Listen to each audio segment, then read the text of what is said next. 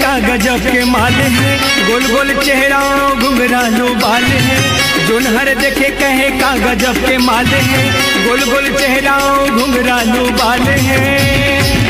तो का करे जाए भैया, दबा दिया जाए?